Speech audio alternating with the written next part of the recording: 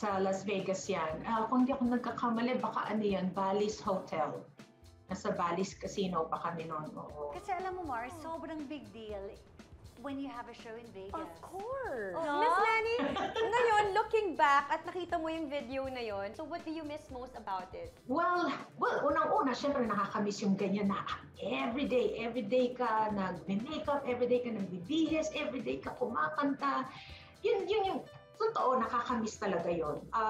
Pero I'm thinking na if ngayon ko gagawin yon at my age, parang hindi ko na yata kaya The energy, medyo nakakapagod na, challenging na.